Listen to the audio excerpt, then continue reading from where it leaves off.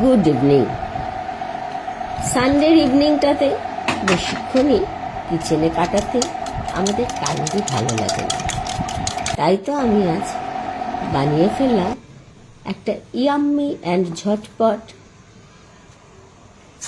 Steamed egg কারি recipe, যেটা ডিনারে আমরা খাবো। সব থেকে মজার কথা কি জানেন?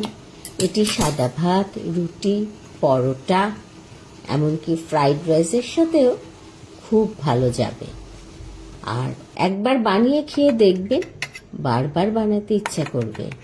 আর সবচেয়ে ভালো হয় যদি বাড়িতে হুট করে গেস্ট এসে যায়।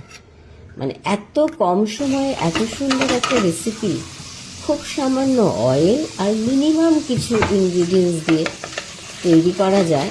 এটা নিজে হাতে না বানালে আপনারা বিশ্বাস করতে পারবেন। আর এর টেস্ট জাস্ট ওয়াও।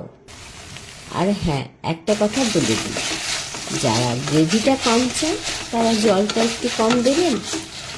আর যদি ঝাল খেতে খুব ভালোবাসেন তাহলে কিছুটা কাঁচা লঙ্কা কুচিয়ে গ্যাসের ফ্লেম অফ করে তবেই ওপর থেকে দিয়ে দেবেন।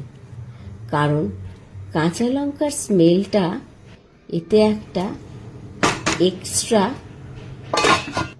ফ্লেভার অ্যাড করবে, যেটা অসাধারণ হয়। আর রেডি হয়ে গেল ঝটপট ইয়াম্মি ইয়াম্মি এগ কারি।